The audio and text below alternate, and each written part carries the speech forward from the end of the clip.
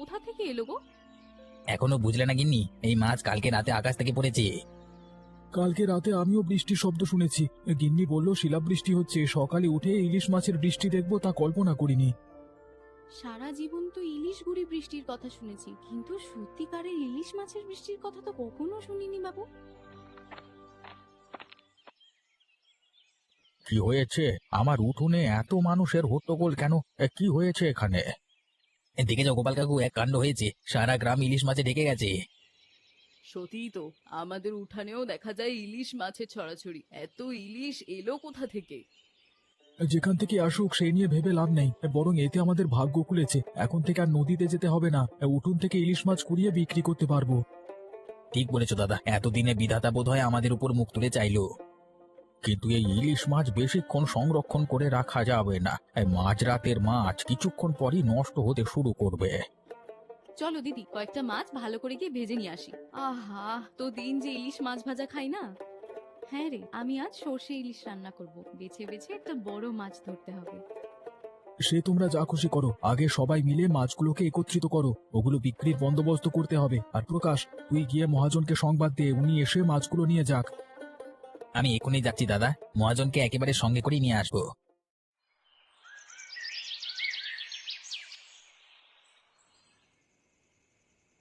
800 নয়, 1000, পুরোপুরি 1000 টাকা হয়েছে গিন্নি। আরে এসব টাকা আমাদের। বাবা, অন্য সময় সারা দিন মাছ ধরে 500 টাকার মাছও বিক্রি করা যেত না, এখন ঘরে বসে বসে 1000 টাকার মাছ পেয়ে গেছি। সব ওপরওয়ালার ইচ্ছে গিন্নি, না হলে এরকম কপাল কজনের হয় বলো? হ্যাঁ বাবা, গায়ের সবার কপাল খুলেছে। এভাবে বৃষ্টি হলে ইলিশের কদিনের মধ্যেই সবাই বড় লোক বনে যাব আমরা। কিন্তু এই ইলিশ মাছ কোথা থেকে এসেছে সেটা এক রহস্যের ব্যাপার। তোমার এত রহস্য উদ্ঘাটন করে কাজ নেই, পাছে বৃষ্টি এবং মাছ দুটোই বন্ধ হবে। হ্যাঁ খোকা, তুই আবার অত গোয়েন্দাগিরি করতে যাসনি তো। যদি কোনো মেছো ভূত এসে মাছ দিয়ে যায়, তবে সে কিন্তু রাগ করবে। আর জানিস তো, ওসব ভূতে ত্রিসীমানায় যাওয়াও কিন্তু ভালো নয়। তোমরা যাই বলো না কেন, আমি হাত গুটিয়ে বসে থাকবো না। এই ইলিশ বৃষ্টির রহস্য আমি বের করে তবেই ছাড়বো। সে কি, কিসের শব্দ হচ্ছে আবার? ওই তো আবার ইলিশ বৃষ্টি শুরু হয়েছে। এই দেখেছো গিন্নি, ঠিক মাঝরাতে বৃষ্টিটা শুরু হয়। ঘড়িতে এখন রাত 12টা বাজতে চললো। আজকে শব্দটা একটু ভারী মনে হচ্ছে। ইলিশ মাছগুলো বোধহয় অনেক বড় বড় হবে। বেশ, গিয়ে দেখি তো কেমন ইলিশ মাছ পড়েছে। সে কি, ও কোথায় যাচ্ছে? ওকে ফেরাও গিন্নি। ও তপন, তুই যাস নে, তাড়াতাড়ি ঘরে ফিরে আয় বাবা। মেছো ভূতকে খেপানো ভালো নয়। তোমার ছেলে ফেরবার পাত্র নয় গিন্নি, তাড়াতাড়ি চলো, ওকে ধরে নিয়ে আসি। আর বাইরে থাকিস না বাছা, তাড়াতাড়ি ঘরে আয়। মেছো ভূত রাগ করলে কিন্তু তোর ঘাড় মটকাবে। এখানে কোনো মেছো ভূত নেই মা, ওপরে কিচ্ছু দেখা যাচ্ছে না। ওই শোনো, কেমন ডানা ঝাপটানোর আওয়াজ শোনা যাচ্ছে। নিশ্চয়ই ও ডানায় ভর দিয়ে আসছে। মেছো ভূতের ডানা নেই বাবা, সারা জীবন শুনে এসেছি ওরা জলের মধ্যে বাস করে। দেখলে গিন্নি, সাথে সাথে ফল পেয়ে গেল। মেছো ভূত ওর উপরে জলের ছিটা দিচ্ছে। এখনো সময় আছে, বাঁচতে চাইলে ওকে ঘরে ফিরতে বলো। ওরে তপন, তুই তাড়াতাড়ি ঘরে আয় বাবা। ওখানে আর এক মুহূর্ত থাকলে তুই প্রাণে মারা পড়বি। আমাকে নিয়ে চিন্তা করো না মা, এখানে কোনো মেছো ভূত নেই।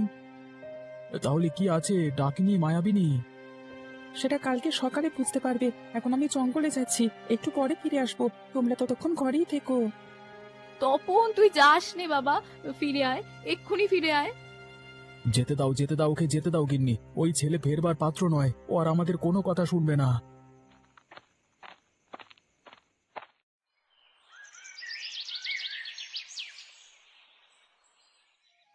আজকে মাছগুলো অনেক বড় পড়েছে, দেখেছো গিন্নি? হ্যাঁ গো, এগুলো কিন্তু বেশ দামে বিক্রি করা যাবে। এই নাও, এবার সবাই ইলিশ মাছ কুড়িয়ে ঝুড়িতে ভরো। কিছুক্ষণ পর আবার মহাজন নিতে আসবে, এর মধ্যে সব গা পরিষ্কার করতে হবে।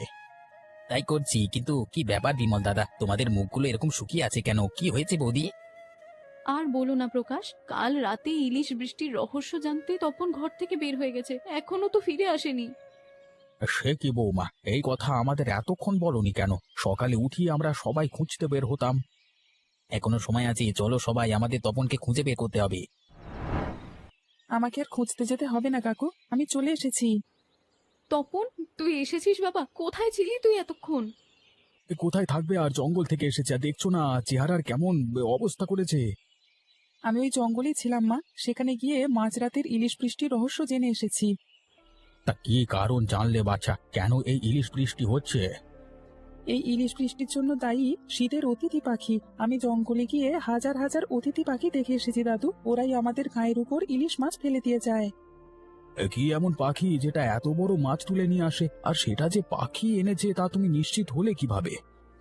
ওগুলো কোনো সাধারণ পাখি নয় বাবা, এই শীতে বড় বড় সারস পাখি আমাদের গায়ে এসেছে। ওরা প্রতি রাতে নদী থেকে মাছ তুলে বাসায় নিয়ে যায়, তখন তাদের মুখ থেকে কিছু মাছ আমাদের গায়ের উপর পড়ে, সেগুলোকে আমরা ইলিশ বৃষ্টি বলছি।